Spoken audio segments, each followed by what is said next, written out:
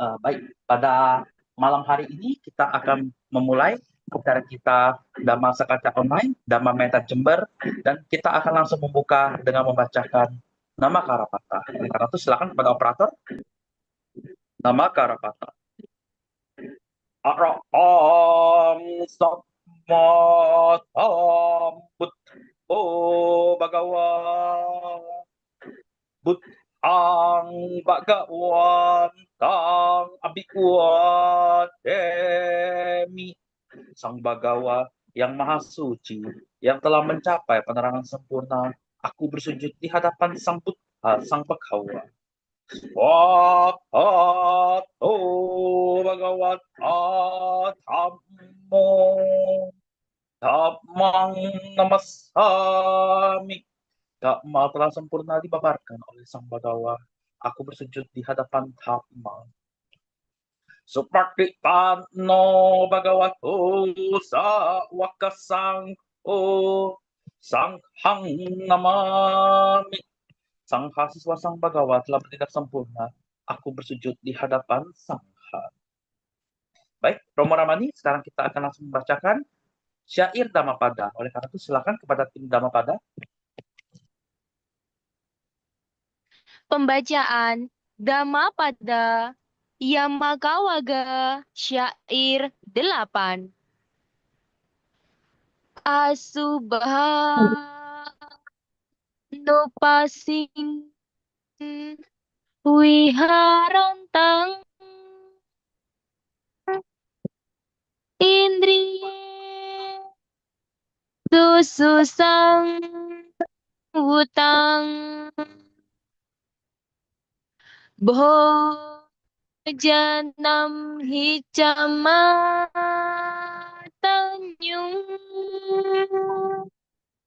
Sadhang Aradhawiriyang Tang we napasati maro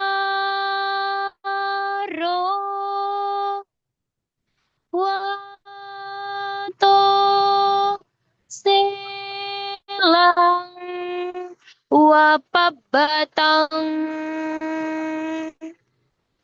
yang artinya seseorang yang hidupnya tidak ditujukan hal-hal yang menyenangkan, yang inderanya terkendali, yang sederhana dalam makanan,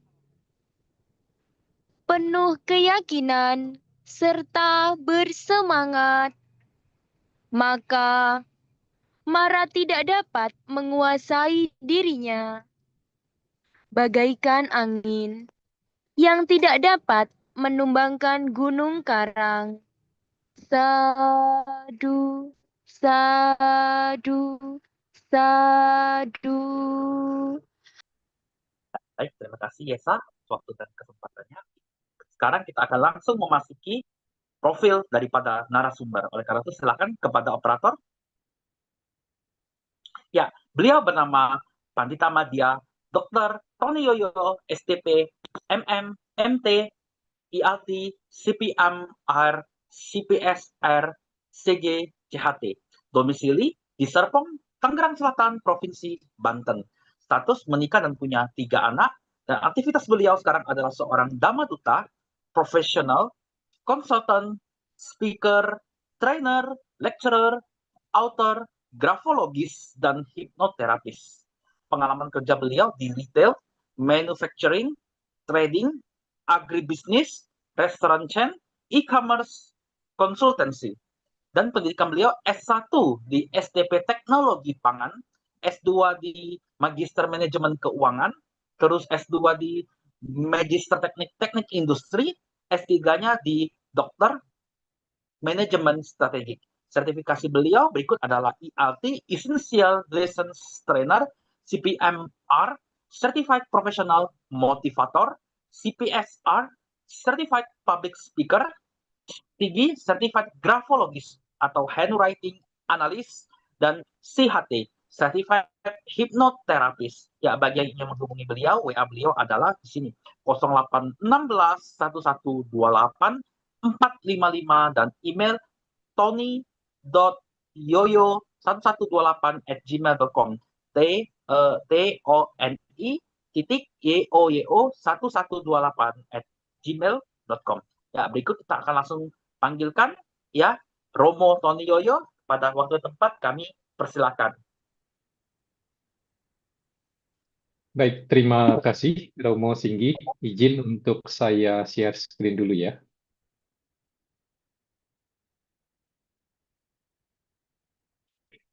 Apakah layar saya sudah terlihat, Romo? Ya, terlihat Romo. Baik, terima kasih Romo Singgi. Terima kasih sahabat Dhamma sekalian. Kita bertemu kembali, Soti Hotu Namo Buddhaya. Semoga sahabat Dhamma dimanapun berada, baik yang memantau tayangan ini sekarang, ataupun rekaman tayangan ini di kemudian waktu, semoga kita semua dalam kondisi yang baik dan sehat sekarang dan ke depannya. Judul kali ini adalah House of Family, dengan subjudul Kehidupan Perumah Tangga Berlandaskan Ajaran Buddha, dengan saya, Tony Yoyo. Nah, sahabat Dhamma, kalau mendengar kata family, ada orang atau orang-orang yang memanjangkan kata family itu sebagai father and mother, I love you, diambil dari huruf-huruf awalnya FAMILY, father and mother, I love you, yang berarti ayah dan ibu, saya mencintai kalian. Tapi tentu saja kepanjangan ini banyak dipakai dalam pengetahuan parenting ya, disiplin parenting, tetapi dalam konteks kita ini bukan parenting. Sahabat Dhamma sekalian, konsep dari materi ini saya ambil dari e-book terbaru saya yang diluncurkan di tahun yang lalu dengan format gambar sampul seperti ini. Ya, sebelah kanan adalah sampul depan dan sebelah kiri adalah sampul belakang. Kalau dilihat fokus kepada sampul depan, di situ ada 5 orang. Ini memang menggambarkan anggota keluarga saya secara personal, tetapi memang pada waktu e-book ini diluncurkan, teman-teman yang lain ada yang bertanya atau ada yang menebak bahwa saya adalah yang duduk dan di sebelah saya istri saya. Tetapi kalau melihat dari tampilan ilustrasi orang-orang 5 yang digambar ini, sebetulnya terlihat bahwa saya adalah yang berdiri, yang di sebelah kanan. Karena meskipun ini dibuat secara AI, tetapi dari muda tuanya bisa terlihat sebetulnya. Nah, banyak yang menebak saya yang duduk, kemudian ini adalah perayaan perkawinan, begitu ya. Tetapi sebetulnya tidak. Buku ini diluncurkan di bulan September tahun 2025, tahun yang lalu, bertepatan dengan tanggal kelahiran istri saya dan anak ketiga saya. Kebetulan keduanya berulang tahun di tanggal yang sama. Nah, sahabat Dhamma sekalian, judul e-book ini adalah Family. Kemudian subjudulnya Kehidupan Perumah Tangga Berlandaskan Ajaran Buddha. Jadi, sesungguhnya e-book ini isinya bukan tentang berkeluarga, tetapi bagaimana ajaran Buddha itu bisa dipraktekkan oleh umat perumah tangga. Secara umum kita mengenal bahwa ada umat yang menganut ajaran Buddha yang meninggalkan keduniawian para samana. Tetapi ada umat yang menganut ajaran Buddha yang memilih kehidupan duniawi. Kita biasa sebut sebagai umat perumah tangga. Jadi dalam konteks materi kali ini, bukan berarti harus yang sudah berumah tangga atau berkeluarga. Tidak. Tetapi kalau kita memilih sebagai umat biasa, umat perumah tangga, maka isi buku ini ditujukan kepada kelompok demikian.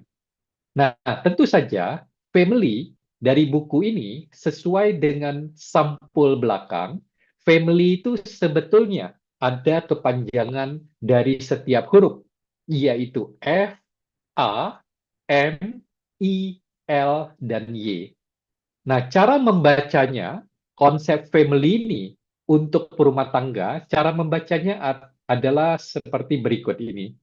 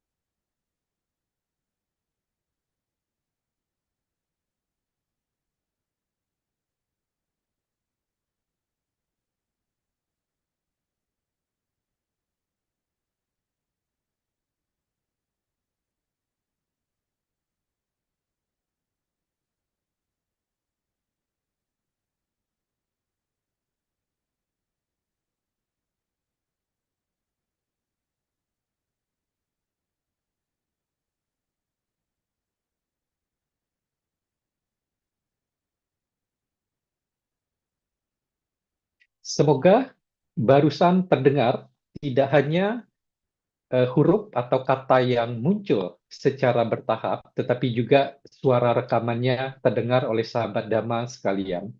Jadi cara bacanya, family ini, konsep family yang ditawarkan oleh e-book ini, dimulai dari huruf belakang. Jadi family bukan dimulai dari huruf F, tetapi dimulai dari huruf Y. Kemudian mengapa konsep family yang dimulai dari belakang, huruf Y, L, dan seterusnya ke depan sampai huruf F, mengapa perlu kita terapkan sebagai umat perumah tangga, umat awam atau umat biasa? Supaya berkembang kebijaksanaan atau panya dalam diri kita yang akan menuntun praktek dari ajaran Buddha ini dengan kebijaksanaan yang berkembang kepada kehidupan sebagai perumah tangga di kehidupan sekarang. Nah, sahabat Dhamma, kalau kita terus nih mempraktekkan ajaran Buddha yang dirangkum dalam konteks family, maka kehidupan-kehidupan selanjutnya kita pun bisa merealisasikan yang dikatakan kebahagiaan. Dengan terus mempraktekkan ajaran Buddha, maka pada waktunya nanti, entah kapan untuk setiap dari kita, ada kemungkinan merealisasi Nibbana. Sahabat Dhamma sekalian, saya menggunakan istilah house yang artinya rumah, tentu saja sebagai manusia, kita ingin bisa hidup, bisa tinggal di dalam rumah atau tempat berteduh yang mampu menjaga kita. Apakah menjaga dari cuaca yang kurang baik? Apakah menjaga dari binatang buas? Ataupun hal-hal buruk yang lain? Umumnya kita sebagai manusia biasa menginginkan bisa hidup, bisa tinggal di dalam rumah yang memadai. Nah, sebagai family juga bisa dikaitkan begitu. Keluarga menginginkan kehidupan berkeluarga di dalam rumah yang memadai untuk memberikan perlindungan kepada seluruh anggota keluarga. Nah, konsep rumah ini saya gunakan untuk mengakomodir konsep family yang sudah disampaikan. Di mana kita akan lihat secara bertahap bagaimana konsep family yang terdiri dari 6 huruf, kemudian secara urutan adalah dari belakang, bagaimana kita sebagai perumah tangga bisa praktekkan. Nah, sahabat Dhamma, kita mulai dari huruf yang pertama dari belakang, yaitu Y. Y, kepanjangannya adalah yakin kepada Buddha, Dhamma, dan Sangha. Nah, dalam konteks Buddhisme, ajaran Buddha, keyakinan kepada Tiratana itu merupakan sada. Nah, sada sendiri di dalam terminologi bahasa Inggris lebih tepat dikatakan sebagai confidence dibandingkan sebagai faith. Kalau faith sering diterjemahkan sebagai iman, keyakinan yang berupa iman. Iman itu adalah keyakinan dogmatis, yang berarti keyakinan itu begitu disampaikan harus diterima seutuhnya. Tidak boleh sebagian saja, kemudian tidak boleh ditanya-tanya, apalagi diragukan. Itu iman yang kita kenal secara umum. Itu adalah keyakinan dogmatis. Tetapi keyakinan dalam agama Buddha atau Sadda itu sebetulnya merupakan hipotesis. Hipotesis artinya anggapan awal yang dianggap benar dijadikan dasar untuk pembuktian berikutnya. Sehingga Sadda dalam diri seorang Buddhis itu bisa berkembang. Tetapi jangan lupa, Sadda pun bisa menurun atau mengecil. Nah, jadi sahabat Dhamma sekalian, keyakinan kepada Buddha, Dhamma, dan Sangha menjadi dasar untuk kemajuan kita selanjutnya. Kalau ibarat jalan, kalau jalan yang akan kita tempuh itu mulus, itu kokoh, itu lebar, maka kita akan bisa melalui jalan itu dengan lancar. Tetapi sebaliknya, kalau jalan itu berlobang, licin, berbatu, batu besar, batu sedang, batu kecil, maka perjalanan kita melewati jalan itu harus hati-hati dan perlahan, lambat. Demikian juga dengan keyakinan seorang Buddhis. Kalau kita bisa menumbuhkan keyakinan yang kokoh, semakin lama semakin kokoh, maka perjalanan kita dalam mempraktekkan dan menerima manfaat dari praktek ajaran Buddha itu akan lebih mudah berkembang, lebih banyak akan kita realisasikan. Kemudian, sahabat Dhamma, huruf yang kedua dari belakang itu adalah L. Nah, L ini berfungsi kalau yakin tadi sebagai dasar ya, dari bangunan rumah, dasarnya itu adalah fondasi, kemudian lantai. Kita bisa umpamakan seperti itu. Kemudian, dari tonggak atau tiang, salah satu yang utama yang di tengah, dibangun dari huruf L. Huruf L itu kepanjangannya latih disiplin diri dalam menjalankan aturan kemoralan atau Pancasila Buddhis. Nah, tentu kita sebagian besar atau semua dari sahabat Dhamma itu tahu ya, 5 Pancasila aturan kemoralan itu apa? Melatih diri, menjaga diri untuk menghindari atau tidak melakukan pembunuhan makhluk hidup, kemudian mengambil apa yang tidak diberikan atau mencuri, lalu melakukan perbuatan yang tidak bersusila, menghindari ucapan-ucapan yang tidak baik, bohong, dan sejenisnya, lalu menghindari minuman, termasuk juga makanan, yang menyebabkan kesadaran kita, kewaspadaan kita melemah. Nah, kalau kita konsisten, disiplin, kualitas sila kita baik atau bahkan bagus, bagus sekali, maka dikatakan bahwa mereka yang mempraktekkan sila bahkan bisa terlahir di kehidupan-kehidupan yang lebih baik, bahkan di alam-alam yang lebih baik. Nah, sebagai seorang perumah tangga, minimal kita mempraktekkan Pancasila Buddhis. 5 aturan kemoralan setiap hari sepanjang kehidupan kita sebagai perumah tangga Buddhis. Tentu saja di waktu-waktu tertentu kita mungkin menjalankan atas sila atau 8 sila. Kemudian, sahabat Dhamma, huruf ketiga dari belakang itu adalah I. I juga menyusun salah satu tonggak atau pilar utama di tengah yang kepanjangannya adalah ikhlas dalam memberi atau melepas atau dana.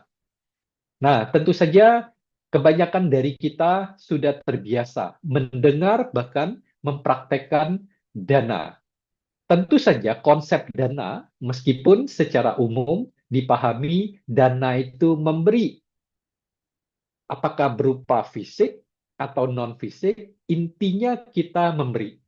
Tetapi, sahabat Dhamma, kita juga sering diingatkan bahwa konsep dana sebetulnya adalah melepas. Mengapa? Karena pada waktunya, begitu kehidupan kita harus berakhir, kehidupan sekarang, kita harus menempuh kehidupan selanjutnya, maka apapun yang kita punya, yang kita nikmati, yang kita jaga sepanjang hidup ini akan kita lepaskan semua. Kecuali karma kita yang baik ataupun yang buruk, ia akan terus bersama kita selagi kita ada di arus samsara ini. Nah, jadi kalau kita tidak terbiasa, tidak melatih sepanjang kehidupan dengan melepas, berlatih perlahan, meningkatkan kualitas dana atau melepas dalam kehidupan kita, maka kemungkinan di akhir atau di ujung kehidupan kita, begitu kita harus menyelesaikan kontrak kehidupan sekarang, bisa jadi tidak mudah bagi kita untuk melepas kehidupan yang sekarang ini. Jadi, sahabat Dhamma sekalian, dana perlu kita praktekkan. Nah, dana sendiri kita pahami ada beberapa tingkatan, yaitu dana-dana dasar, dana-dana yang lebih mudah, lebih sering dilakukan, yaitu misalnya kita berdana materi, benda fisik, apakah makanan, pakaian, dan seterusnya, ataukah kita mendanakan tenaga kita mendanakan pikiran kita, ide-ide, dan seterusnya. Itu adalah dana dasar, lebih mudah dipraktekkan. Kemudian ada dana dengan tingkatan yang lebih tinggi, yaitu berdana kehidupan. Umumnya kita pahami atau sering kita kenal sebagai function, yaitu melepas makhluk hidup, sehingga makhluk hidup itu, khususnya binatang, bisa diperpanjang kehidupannya. Yang tadinya dia terancam, kemungkinan akan mati, kemudian kita selamatkan, begitu ya, lalu kehidupannya diperpanjang. Jadi dana dengan tingkatan yang lebih tinggi adalah memperpanjang kehidupan makhluk lain. Satu kehidupan. Kalau dana dasar, dampak atau efeknya lebih pendek. Berdana makanan dalam hitungan jam atau mungkin hari, orang yang menerima dana makanan sudah akan lapar lagi. Tapi dana kedua, kehidupan, hitungannya satu kehidupan. Dan dana tingkat tertinggi adalah dana kebenaran. Dalam bahasa Palinya sering kita dengar diucapkan sabadanang dhamma danang jinati. Dari segala bentuk pemberian, maka pemberian ajaran yang benar itu adalah yang tertinggi tingkatnya, adalah yang terbaik. Karena dana kebenaran, kalau dilakukan, diberikan dengan baik, penerimanya orang-orang itu mengerti dan mempraktekkan, maka orang-orang akan menerima manfaatnya tidak hanya dalam kehidupan sekarang, tetapi juga kemungkinan kehidupan-kehidupan berikutnya. Manfaat dari ajaran benar yang dimengerti dan dipraktekkan akan bisa berlanjut. Karena itu melampaui satu kehidupan. Dia dikatakan dana yang tertinggi. Sebagaimana halnya teman-teman ya di dalam acara ini, para panitia, para pengurus yang sudah mempertahankan sekian tahun semenjak awal-awal COVID begitu ya, sampai sekarang masih terus berlangsung, menyediakan media bagi orang banyak untuk belajar hal-hal yang baik, hal-hal yang benar, hal-hal yang bermanfaat. Oleh karena itu, teman-teman semua itu sudah berdana dhamma. Kemudian kita masuk huruf yang keempat dari belakang atau ketiga dari depan itu adalah M. M ini kepanjangan dari mendasarkan cinta kasih kepada semua makhluk. Kehidupan kita sebagai perumah tangga dasarnya haruslah cinta kasih. Dan ini tidak mudah karena kalau untuk orang-orang yang kita sukai, kita sayangi, kita cintai, mendasarkan cinta kasih dalam perilaku kita kepada mereka dalam kategori ini lebih mudah. Tetapi bayangkan kalau kita menghadapi orang-orang yang tidak kita suka, kita benci, musuh kita, tidak mudah untuk mendasarkan cinta kasih dalam sikap kita kepada mereka. Sikap melalui pikiran, sikap melalui ucapan, maupun sikap atau perilaku melalui badan jasmani. Tidak mudah. Bahkan, kalau kita ingat dalam Karania Metta Sutta, Buddha mengatakan bahwa memperlakukan setiap makhluk seakan-akan itu adalah anak tunggal kita. Sebagaimana seorang ibu memperlakukan anak tunggalnya, anak satu-satu yang sangat dikasihi. Nah, sebetulnya itu adalah cerminan praktek meta yang terbaik. Bahwa kita kalau ingin mempraktekkan meta yang terbaik, kita perlakukan semua makhluk tanpa kecuali. Kita kenal, tidak kenal, teman kita, kawan kita, yang kita suka, kita sayang, kita cinta, maupun yang kita benci, musuh kita, lawan kita. Semua seakan-akan anak kita satu-satunya yang kita sayangi. Dan itu tidak mudah, sahabat Dhamma sekalian ya. Makanya perlu bertahap dengan pengertian, pemahaman, lalu mencoba mempraktekkan secara bertahap dalam kehidupan kita, sehingga kualitas meta sebagai dasar perilaku kita sehari-hari kepada semua makhluk itu mulai meningkat. Lalu huruf berikutnya dari belakang adalah A. A itu adalah awasi pikiran, ucapan, badan jasmani dengan penuh kesadaran. Sati. Jadi kita mengawasi, kita menyadari, kemudian mengarahkan pikiran, ucapan, dan perbuatan badan jasmani kita supaya sebanyak mungkin yang baik.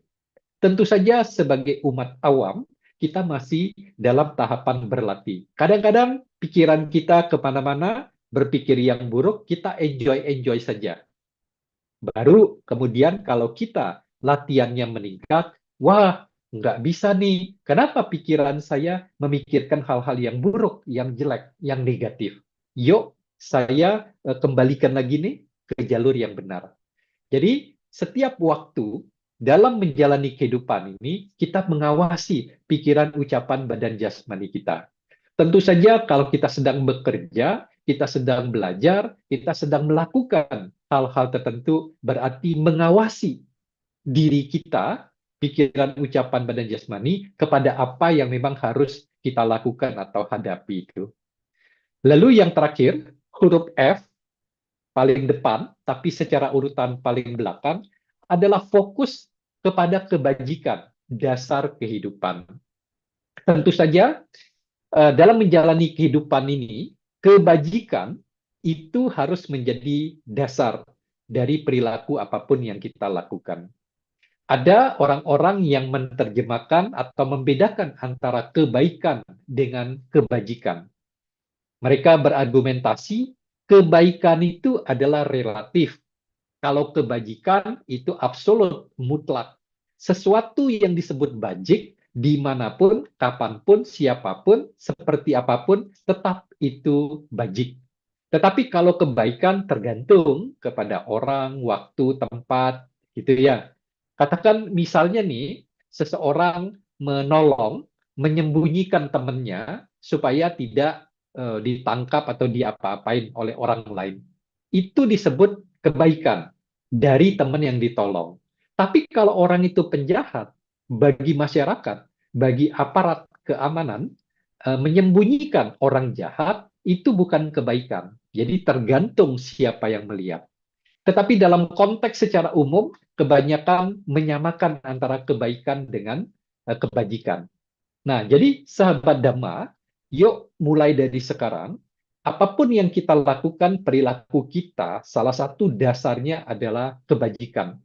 Dalam memutuskan satu keputusan, satu tindakan yang akan diambil, dalam memperlakukan orang lain, semua makhluk, kebajikan digunakan sebagai dasar.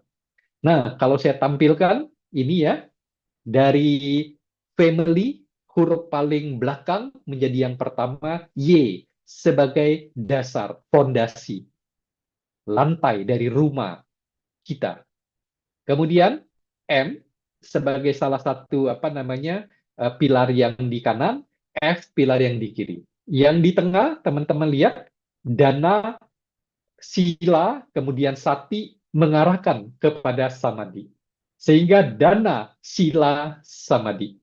Seperti ini bangunan rumah kita, tetapi belum lengkap karena masih ada atap atau uwungannya. Bahkan atapnya, uwungannya itu ada 4 tingkat. Tingkat yang pertama, sahabat Dhamma, kalau kita mempraktekkan hal-hal ini sebagai perumah tangga, umat biasa, umat awam, maka akan mengembangkan kebijaksanaan atau panya di dalam diri kita. Semakin lama, kita semakin teguh, semakin disiplin dalam praktek ajaran Buddha, maka panya akan semakin berkembang. Panya yang berkembang ditandai dengan kita lebih bijaksana, lebih mampu membedakan benar salah, baik buruk, pantas tidak pantas, bermanfaat tidak bermanfaat. Kita mengetahui fenomena yang sesungguhnya, gitu ya. Seperti misalnya kita bicara tentang anicca, dukkha, anatta, tilakhana, 3 corak umum. Sebagian besar kita hafal anicca, perubahan, kemudian dukkha karena berubah, maka menimbulkan ketidakpuasan, menimbulkan penderitaan, ketidakterimaan. Lalu mengapa ini terjadi? Karena itu tidak ada inti yang kekal, yang sama, tidak berubah dari yang tersusun dari berbagai unsur. Kita bisa ngomong seperti ini, tetapi panya atau kebijaksanaan kita sebetulnya belum ada yang kita inginkan. Yaitu omongan kita itu hanya teori saja, hafalan saja. Tapi untuk betul-betul bisa merasakan, bisa menerima, itu butuh lebih dalam lagi. Nah, kebijaksanaan perlu kita tumbuhkan. Kalau kita terus melatih kehidupan kita dengan praktek ajaran Buddha di kehidupan-kehidupan selanjutnya, maka sahabat Dhamma sekalian, kebahagiaan dalam kehidupan sekarang sebagai perumah tangga maupun kebahagiaan dalam kehidupan selanjutnya akan menjadi milik kita. Dan kalau kita terus mempertahankan kualitas kita dalam praktek ajaran Buddha, pada waktunya nanti, Nibbana pun mungkin kita realisasikan. Ini adalah konsep keseluruhan dari buku e-book. Bukunya sendiri itu terdiri dari 30-an artikel, artikel-artikel yang terpisah ya, dia bukan sambung menyambung, dan itu mendorong kita, memotivasi kita, mengingatkan kita untuk mempraktekkan prinsip-prinsip family ini. Demi berkembangnya kebijaksanaan, kebahagiaan dalam kehidupan ini, kebahagiaan dalam kehidupan selanjutnya, sampai akhirnya nanti kita masing-masing bisa merealisasi Nibbana. Nah, seandainya teman-teman bergabung, sahabat Dhamma bergabung dengan sesi ini melalui Zoom saat ini secara live, maka teman-teman bisa mendownload. Saya sudah meletakkan PDF dari e-book itu di chat Zoom. Kalau untuk teman-teman yang mengikuti secara live streaming di YouTube atau di kesempatan berikutnya melalui rekaman di YouTube, maka mudah-mudahan panitia bisa membantu memberikan penjelasan di sana bahwa e-book ini bisa di-download secara free di website Metasik, www.metasik.com. Itu adalah satu komunitas para penulis Buddhis. Juga ada berbagai e-book lainnya yang barangkali bisa bermanfaat bagi sahabat Dhamma sekalian. Tentu saja dalam website para penulis Buddhis ini juga banyak sekali artikel yang berhubungan dengan praktek ajaran Buddha dalam kehidupan sehari-hari. Demikian, sahabat Dhamma sekalian, semoga kita semua, tidak hanya yang saat ini memonitor tayangan ini, maupun yang memonitor tayangan ini, rekaman ini di kemudian waktu, tetapi juga semua makhluk semakin bertambah kebahagiaan dalam kehidupan masing-masing. Sabe sata bawatu sukitata. Sadu, sadu, sadu. Silakan saya kembalikan kepada moderator atau MC. Baik, terima kasih Romo Tony atas sharing yang pada malam hari ini yang sangat luar biasa bahwa family itu bukan cuma hanya keluarga saja ya, tapi bagaimana kita itu selalu berkembang ke arah dhamma sehingga hari-hari kita pasti akan lebih berwarna ya. Baik, Romo Ramani, Bapak Ibu semua, bagi yang ingin bertanya, bisa langsung ditulis di kolom pertanyaan atau bisa chat saya secara pribadi. Baik, Romo Tony. Tadi kalau kita berbicara sekilas mengenai family ini ya, Romo ya, kan di situ kan sangat penting bagi kita untuk selalu berbuat dhamma untuk keseharian kita. Nah, pertanyaannya begini, bagaimana supaya keluarga itu tuh bisa selalu kompak bersama-sama menjalankan dhamma. Kadang-kadang misalnya gini, ada yang mau tasila nih hari ini, yang ini nggak mau gitu tuh. Begitu, Romo Tony. Bagaimana? Baik, terima kasih, Tinggi. Satu pertanyaan yang menarik, yang bagus ya. Tentu saja ini relevan bagi kebanyakan kita. Nah, saya ingin menegaskan, mengulang kembali, bahwa konsep yang ditawarkan, walaupun judulnya adalah family, which is itu diartikan keluarga, bukan berarti konsep yang ditawarkan di e-book family ini, maupun yang saya share dalam sesi ini, bukan berarti untuk mereka yang berkeluarga ya, tetapi mereka perumah tangga. Umat Buddha yang memilih untuk menjadi umat biasa, umat awam. Bukan samana yang meninggalkan keduniawian. Nah, dalam konteks yang concern dari Romo Singgi, bagaimana kalau dalam keluarga, berarti ada member atau anggota yang bermacam-macam, di mana jangankan praktek hal baik bersama-sama, tetapi mungkin saja keyakinan agamanya belum tentu sama gitu ya. Bisa jadi ternyata ada yang berbeda. Itu tidak sedikit kita temukan. Nah, dalam konteks kita sebagai seorang Buddhis, sesuai ajaran Buddha, bahwa kita mempraktekkan terlebih dahulu. Kita belajar, kita paham, dan kita memiliki keyakinan bahwa ajaran Buddha ini baik atau bagus. Kalau demikian, maka kewajiban kita masing-masing untuk mempraktekkan apa yang kita tahu, apa yang kita yakini bagus tersebut. Praktekkanlah pikiran-pikiran yang baik, yang bagus, dijaga sedominan mungkin. Ucapan-ucapan yang bagus, yang menyejukkan, bikin adem, bikin orang menjadi tenang, dan seterusnya, itu kita praktekkan. Bagaimana tindakan atau perbuatan melalui badan jasmani kita? Kita katakan harus menolong orang yang menderita, misalnya. Kita melakukan itu nggak dalam praktek nyatanya? Nah, kalau kita mempraktekkan ajaran Buddha yang kita sudah pelajari, kita pahami, kita yakini kebenaran dan manfaatnya, tetapi kita tidak mempraktekkan, bahkan itu di dalam keluarga, terhadap orang-orang terdekat, bagaimana mungkin akan bersama-sama kemudian mempraktekkan ajaran Buddha, hal-hal yang baik. Apapun itu ya, Pancasila, Buddhis sebagai dasar, mungkin di hari-hari Uposatha kita mempraktekkan Atthasila, dan seterusnya. Jadi praktek dulu. Kalau kita meyakini itu bagus, bermanfaat, kita praktekkan. Nah, ini menjadi tantangan. Karena kadang-kadang kan umat Buddha mengatakan kita harus menolong orang, itu baik. Karena ada orang-orang yang memang membutuhkan bantuan. Tetapi bayangkan, misalnya seorang anak, terserah anaknya apakah masih remaja, baru beranjak dewasa, dewasa, atau anak yang udah tua, artinya kepada orang tuanya yang masih hidup, misalnya begitu ya. Eh, apa namanya? Tidak memprioritaskan keluarganya untuk dibantu, didukung.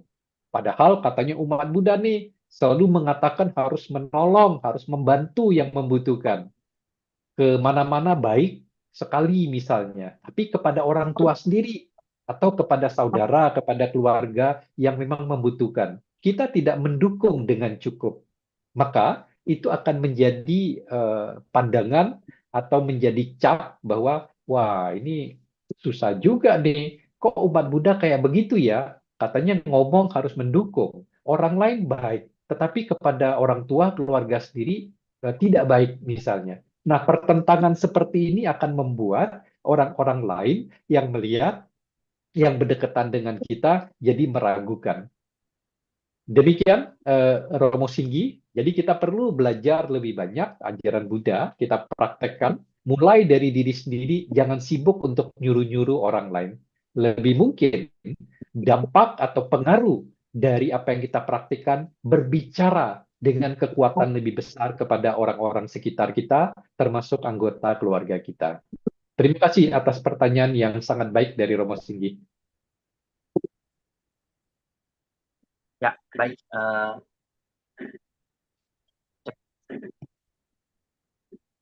Ya, baik. Romo, sekarang kita akan coba masuk ke dulu ya, Romo. Silakan, Romo. Belum masuk ke sesi pertanyaan.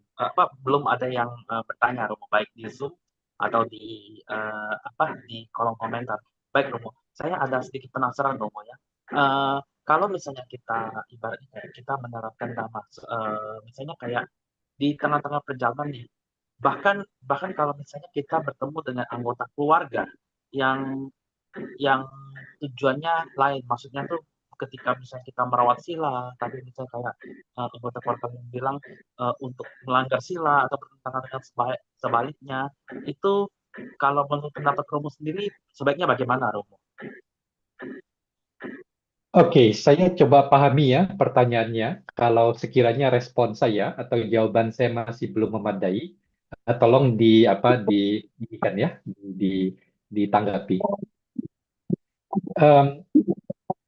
Tentu saja sebagai manusia biasa maksudnya kita belum merealisasi tingkat kesucian ya.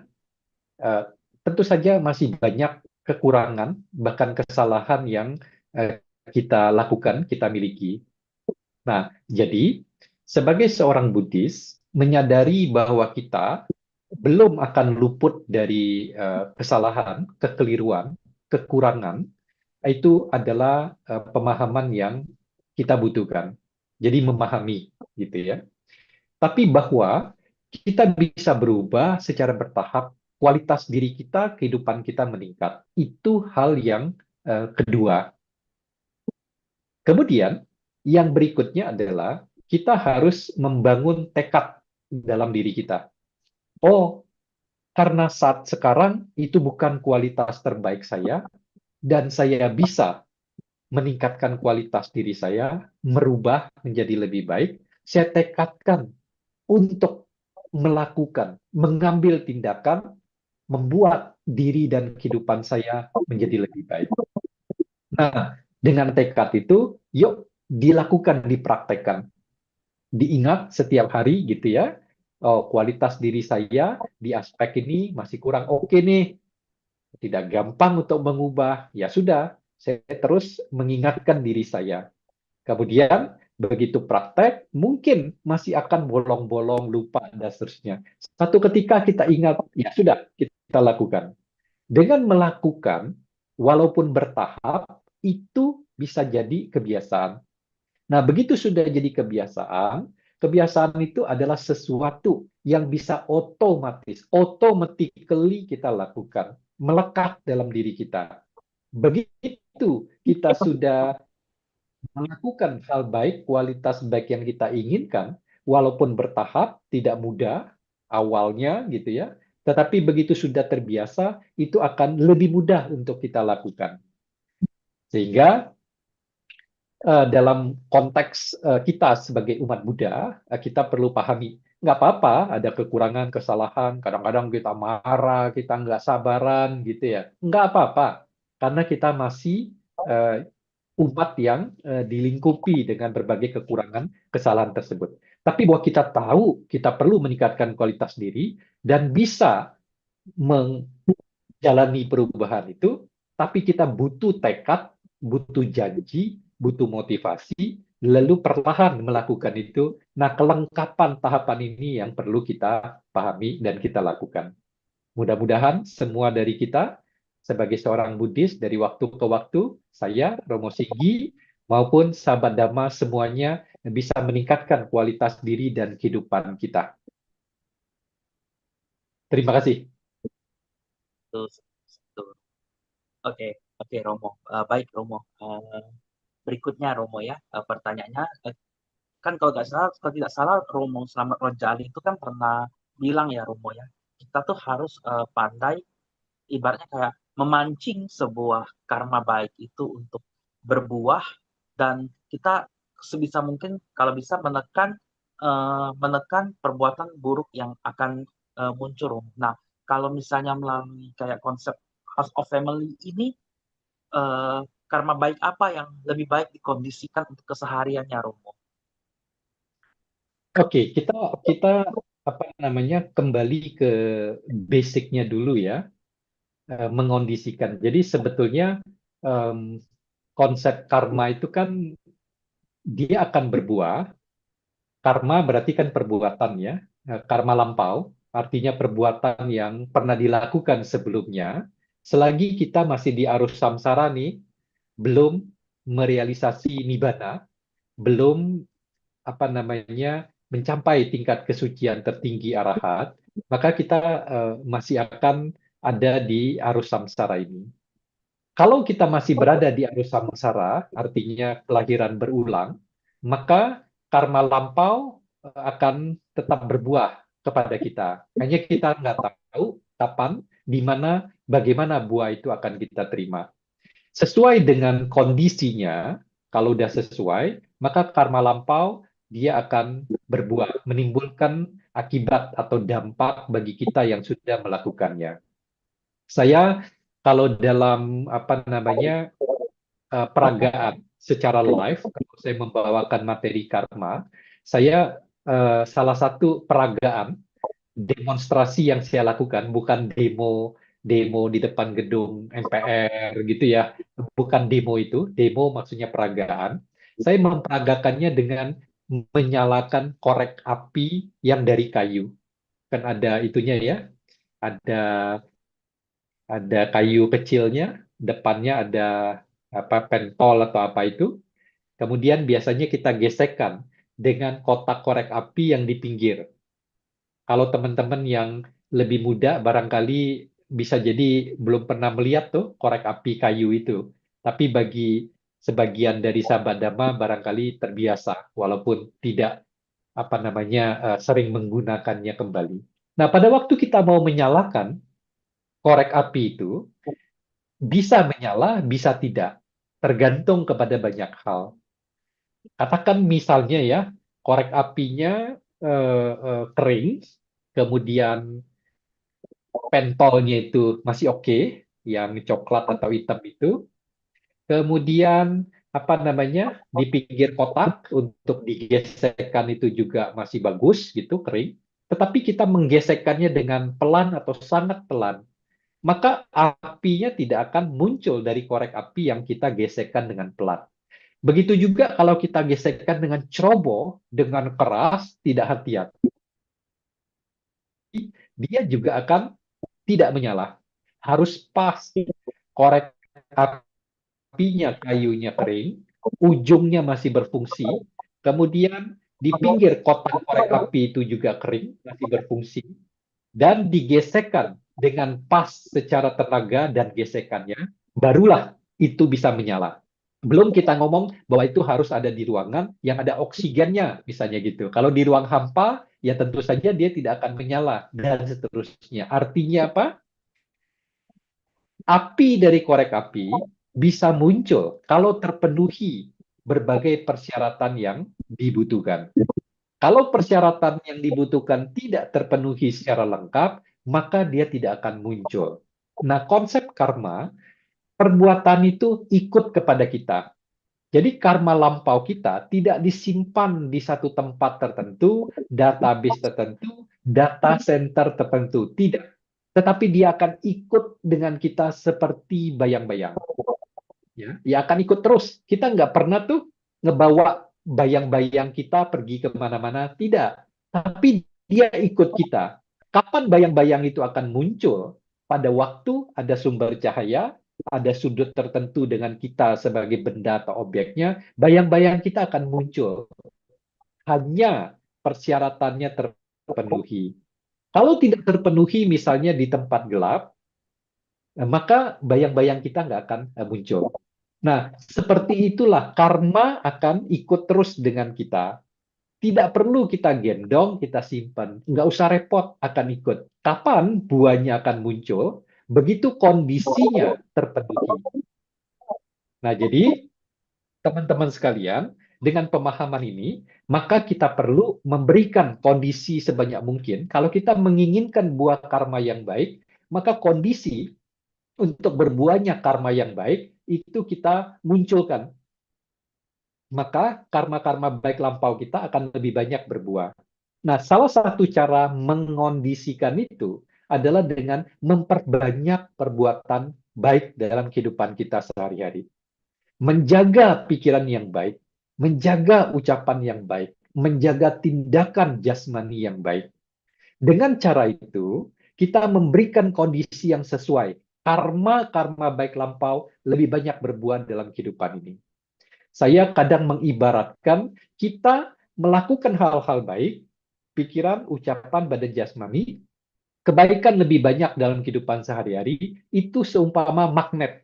Magnet yang akan menarik karma-karma lampau yang sesuai, tentu saja karma-karma baik yang lampau, untuk lebih banyak berbuah sekarang. Karena kita melakukan banyak perbuatan baik yang menjadi magnet yang menarik karma-karma lampau yang sesuai untuk berbuah. Jadi, teman-teman sekalian, sahabat Dhamma, tentu secara umum kita sebagai manusia biasa berharap buah karma baik lebih banyak dalam kehidupan ini. Tentu saja buah karma baik tidak akan bisa dihindari sepenuhnya. Kalau terus harus berbuah, tidak sekarang, nanti dia akan muncul. Caranya gimana? Berbuatlah baik sebanyak mungkin dalam kehidupan ini. Nah, kalau berumah tangga misalnya, atau sebagai perumah tangga umat Buddha biasa, karma baik seperti apa? Ya banyaklah, eh, banyak hal dalam kehidupan ini kita butuhkan ya sebagai umat perumah tangga, berinteraksi, berelasi dengan orang-orang lain atau anggota keluarga, maka banyak hal karma baik yang kita inginkan berbuah. Sehingga kehidupan kita dalam interaksi, relasi sebagai makhluk sosial dengan orang-orang lain, itu lebih kondusif, lebih baik. Supaya sahabat Dhamma tidak perlu terlalu bingung.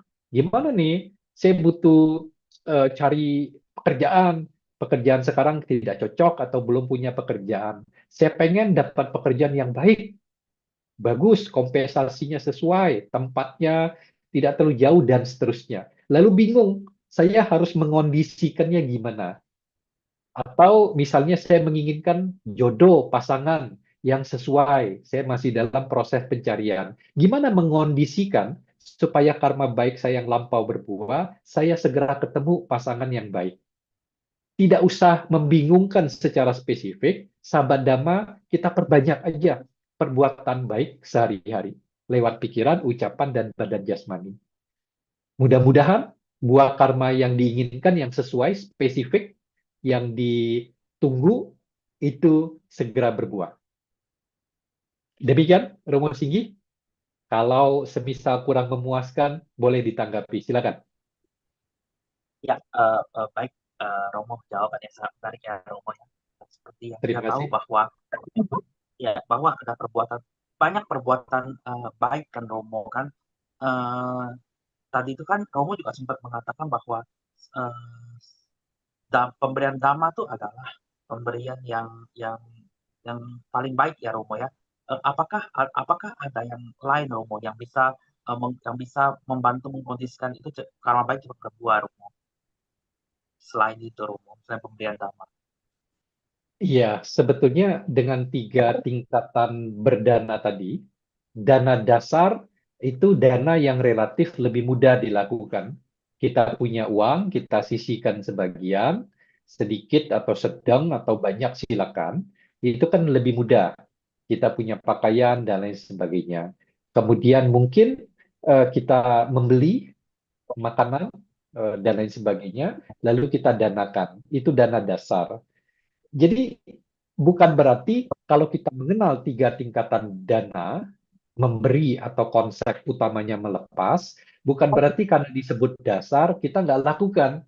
Ya sudahlah, saya lebih baik melakukan vaksin, menyelamatkan binatang atau menyelamatkan manusia dengan berdonor darah misalnya. Itu dalam beberapa tulisan saya menulis berdonor darah itu vaksin tingkat tinggi karena menyelamatkan kehidupan makhluk lain, yakni manusia. Manusia secara umum lebih tinggi dari binatang. Maka donor darah itu juga fungsinya terhadap manusia. Lalu berdana dhamma dikatakan dana yang terbaik, yang tertinggi. Nah, bukan berarti kemudian kita mengabaikan dana-dana dasar. Untuk bisa melakukan dana tingkat kedua maupun dana yang terbaik, kalau kita sering melatih dana dasar, melepas yang lebih mudah, yang lebih ringan untuk kita lakukan, kita sudah terbiasa melatih seperti itu, maka melakukan dana-dana yang lebih tinggi itu akan lebih mudah. Nah, ini supaya sahabat Dhamma kita punya perspektif yang tepat gitu ya. Bukan berarti dikatakan sabadanang, dhamma, danang jinati, dari segala bentuk pemberian atau dana, maka berdana ajaran benar, kebaikan, itu adalah yang tertinggi. Lalu kita fokus itu saja, misalnya. Katakan seperti ini, eh, kita meyakini bahwa katakan para biku, misalnya gitu ya, ada biku yang lebih senior, ada biku yang prakteknya disiplin, sudah lama menjadi panutan. Wah, kalau saya bisa berdana kepada beliau-beliau yang seperti itu, pasti bagus sekali, misalnya begitu ya. Lalu kita hanya menunggu saja. Kapan Bante yang saya sukai, Bante yang senior ini, saya yakini kualitas latihannya udah tinggi, udah banyak. Saya hanya mau berdana ke beliau, misalnya begitu ya. Lalu kita tunggu terus sepanjang kehidupan. Belum tentu kita punya kesempatan untuk ketemu langsung, untuk berdana langsung kepada Bante tersebut. Nah, artinya kita harus memahami nih bahwa memang pemahaman tersebut dan harusnya banyak biku-biku yang punya kualitas praktek itu yang bagus atau bagus sekali, gitu ya. Tetapi kesempatan kita untuk langsung berdana ke beliau-beliau itu akan terbatas. Kalau kita menunggu hanya kesempatan itu untuk berbuat baik, tentu saja perbuatan baik kita akan terbatas sedikit sekali. Nah, tentu saja ada sehari-hari perbuatan baik, walaupun kecil atau sedang, tapi lebih sering muncul. Nah, ambillah kesempatan itu.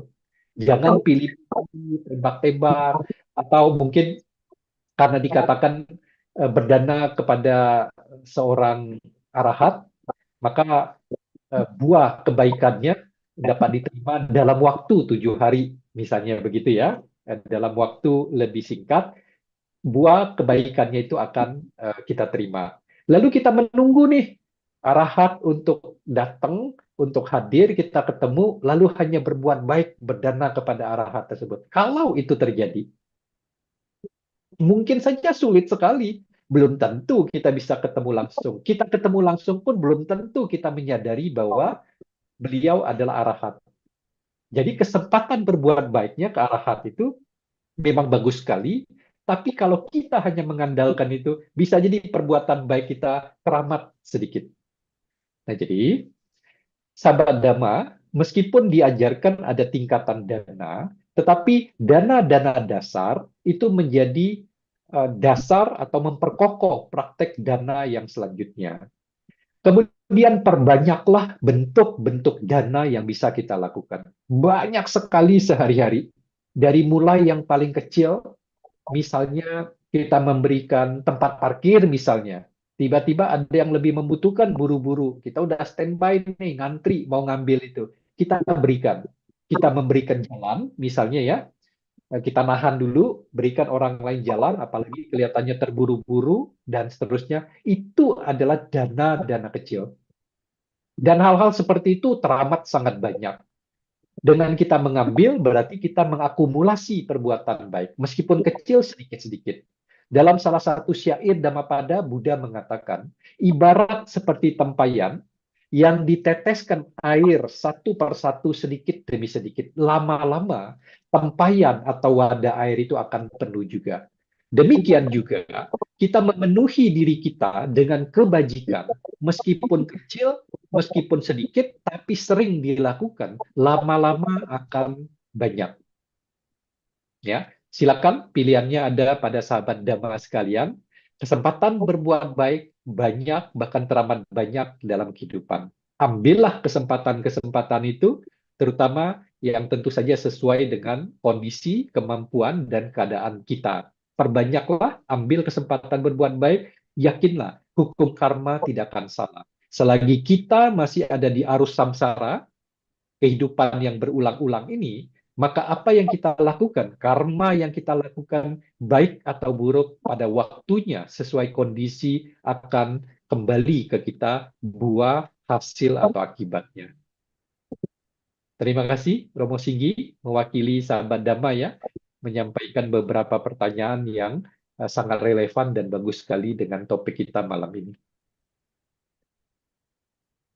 Baik, Romo, terima kasih atas jawabannya. Mungkin yang pertanyaan tadi adalah akhir dari acara kita pada malam hari ini. Semoga juga sahabat Dhamma mendapatkan manfaat pada acara malam ini.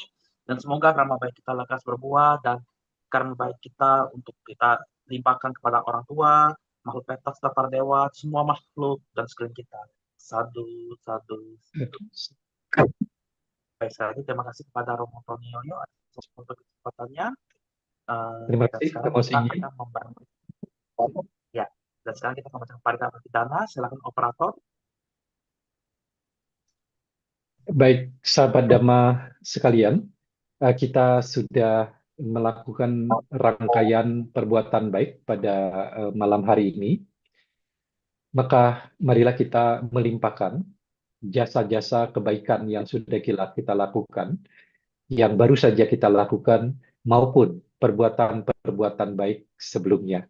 Kita limpahkan kepada semua makhluk yang membutuhkan, sanak keluarga, leluhur kita yang sudah tiada dalam kehidupan sekarang maupun kehidupan-kehidupan sebelumnya. Banyak sekali makhluk-makhluk yang berhubungan, berkaitan karma dengan kita. Semoga jasa-jasa kebajikan yang kita lakukan bisa membantu, bisa mendukung, mengondisikan pikiran yang baik, pikiran berbahagia dari beliau-beliau yang berhubungan karma dengan kita dan membutuhkan dukungan kebaikan ini. Semoga beliau-beliau bisa terlahir kembali di kehidupan yang lebih baik dan lebih berbahagia. Mari, sahabat Dhamma sekalian, kita beranjali.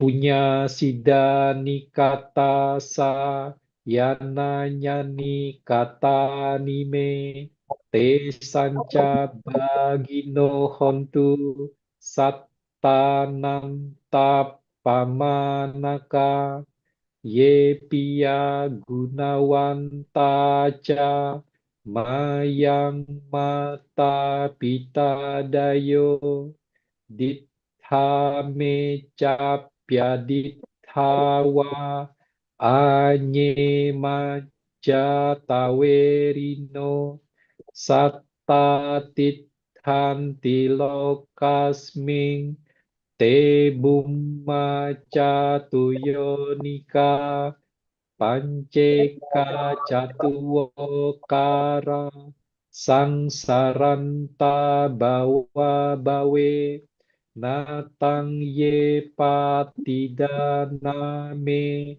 anumodantu te sayang ye cimang pajananti dewa te sang niwedayung maya dinana punyanang anumodana hetuna sabbe satta sadahontu awera sukha jiwino hema padan cepapontu tesa sasit jatang subang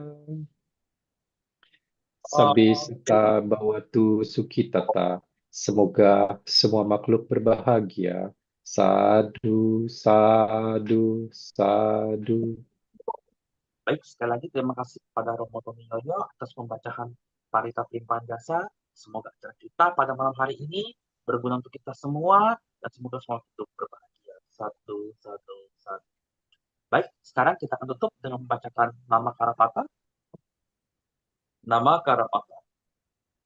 Arahang Samma Sambuddho Bhagawa Buddhang Bhagawantang Abhiwatemi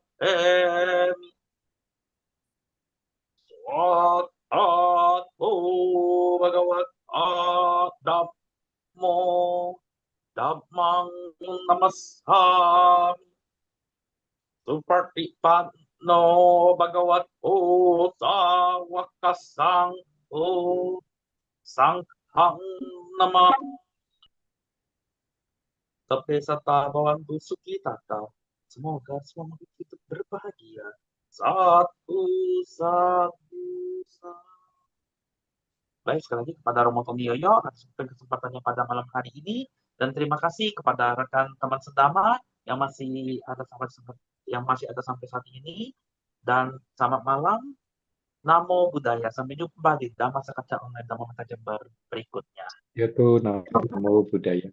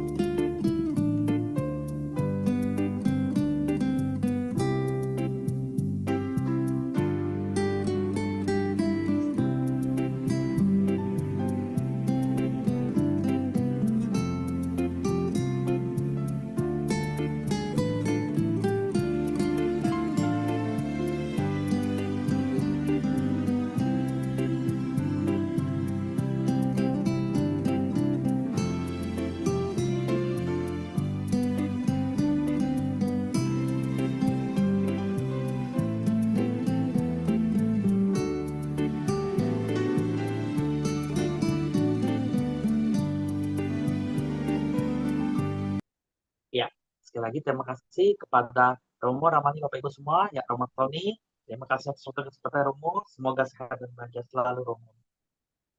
Dan terima kasih kepada Bapak Ibu semua. Akhir kata kami akhiri. Sotihotu. Namo Buddhaya.